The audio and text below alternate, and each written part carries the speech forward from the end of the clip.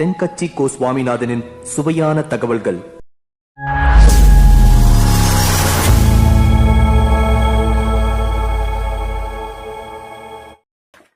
21ஆம் வருஷம் செப்டம்பர் மாதம் 22ஆம் தேதி மதுரை மேலமாசி வீதியில் உள்ள ஒரு வீடு. அங்கே அன்னைக்கு நடந்த ஒரு அற்புத நிகழ்ச்சி பின்னாடி உலக மக்களை எல்லாம் ஆச்சரியப்பட வச்சுது.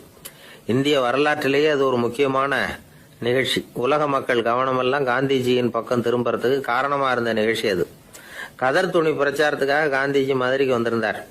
சென்னை துணி வணிகர் சங்கத்தின் துணைத் தலைவர் ஒருத்தர் இருந்தார், ராம்ஜி கல்யாண் சேட்ஜி. அவருடைய வீடு மதுரை மேலமாசி வீதியில் இருந்தது. அந்த வீட்டில் தான் காந்திஜி தங்கியிருந்தார். அப்போது வயலுக்கு போகிற உழவர்கள்லாம் சின்ன சின்ன துண்டை இடுப்பில் கட்டிக்கிட்டு கலப்பையை தூக்கிக்கிட்டு தெருவில் நடந்து போகிறத கவனித்தார்.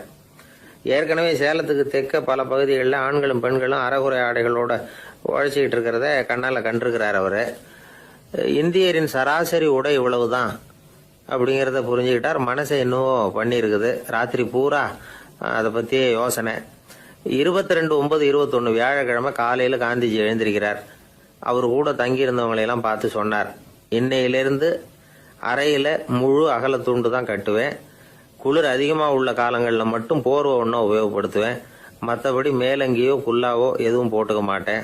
தற்காலிகமாக இந்த ஏற்பாட்டை 1 மாதத்துக்கு ஏற்றுக்குவேன். அதுக்கு பிறகு உசிதம் போல எண்ணி பார்த்து முடிவு பண்ணுவேன் அப்படின்னார். அவருடைய குரல் உறுதியாக இருந்துதான். உடனே செயலில் இறங்கினார். தம்முடைய 10 முழ வேட்டி, மேலங்கி, உள் சட்டை, குல்லா எல்லாத்தையும் களைஞ்சார். வேட்டியிலிருந்து ஒரு 4 முழ துணியை எடுத்துக்கிட்டார். இதுக்கு உதவி செஞ்சவர் அன்னைக்கு விருதுநகரில் பிரபல தொண்டராக இருந்த பழனிக்குமார பிள்ளை. வெட்டி எடுத்த துண்டை நீள வாக்கில் ரெட்டையாக மடித்தார். அதை இடுப்பில் துண்டு மாதிரி கட்டிக்கிட்டார். தலையில் சின்ன உச்சி குடுமி, அறையில் சின்ன துண்டு. அண்ணல் காந்தி ஆண்டி கோலத்தில் காட்சி அளிக்கிறார். கூட இருந்தவங்களை பார்த்து காரைக்குடிக்கு புறப்படலாமே அப்படின்னார். அவர் நண்பர்களும் சீடர்களும் திகைச்சு போய் நிற்கிறாங்க. இந்த விரதம் நிரந்தரமாக ஆயிடுமோங்கிற பயம் அவங்களுக்கு. எப்படியோ இந்த விவரம் ராஜாஜிக்கு அன்னைக்கு பிரபலமாக விளங்கின தேசபக்தர் டாக்டர் TSS ராஜனுக்கும் எட்டுச்சு. உடனே 2 பேரும் ஓடி வந்தாங்க. வேண்டாமே இந்த கோலம் அப்படின்னாங்க. காந்திஜி தன்னுடைய முடிவில் உறுதியாக இருந்தார். ராஜாஜி என்னென்னமோ வாதமெல்லாம் பண்ணி பார்த்தார். உங்களுடைய வாதத்துக்கு என்னால் பதில் சொல்ல முடியல, இருந்தாலும் நான் செய்கிறது தான் சரிங்கிறதுல எனக்கு சந்தேகம் இல்லை. இன்னைக்கு அதிகாலை 3 மணி இருக்கும். நான் ஓரளவு விழிச்சுக்கிட்டேன். அதாவது உறக்கமும் விழிப்புமா இருந்த நிலையில எனக்கு இந்த எண்ணம் உண்டாச்சு. இது என்னுடைய அந்தராத்மாவின் ஆணை, அதை என்னால் மீற முடியாது அப்படின்னு சொல்லிவிட்டாராம் காந்திஜி. கதர் பிரச்சாரத்துக்காக காரைக்குடிக்கு கிளம்பினார். வாசல்ல 4 மோட்டார் வண்டிகள் காத்துக்கிட்டு இருந்தது. வீதியில 2 பக்கமும் ஜனங்கள். காந்திஜி இடுப்பு துணியோட மோட்டார் வண்டியில ஏறினார். நண்பர்களும் சீடர்களும் மக்களும் உடல் சிலிர்க்க அந்த காட்சியை பார்க்குறாங்க. மோட்டார் வண்டி நகர ஆரம்பிக்குது. எப்பேற்பட்ட காட்சி அது!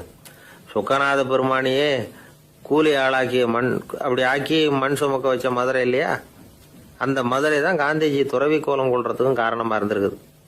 இது இன்னைக்கு எத்தனை பேருக்கு தெரியும்? ஒரு தடவை காந்திஜி நேருவும் சுற்றுப்பயணம் செஞ்சாங்களாம். ஒரு இடத்துல நடந்து போயிட்டு இருக்கிறாங்க. குறுக்க ஒரு வாய்க்கால். நேரு என்ன பண்ணார் தெரியுமா? தன்னுடைய இளமை துடிப்பை காட்டுறதுக்காக கொஞ்சம் தூரம் பின்னாடி போய் அங்கேருந்து வேகமாக ஓடி வந்து அந்த வாய்க்காலை தாண்டினாராம். காந்திஜி அப்படி பண்ணல. பக்கத்தில் இருந்த பாலம் வழியா அந்த வாய்க்காலை கடந்து வந்தார். நேரு காந்திஜியை பார்த்து சிரிச்சுக்கிட்டே, என்ன மாதிரி நீங்களும் தாண்டி இருக்கலாமே அப்படின்னாராம். அதுக்கு காந்திஜி சிரிச்சுக்கிட்டே சொன்னாராம், 2 அடி முன்னேறதுக்காக 5 அடி பின்னாடி போறதா அப்படின்னாராம்.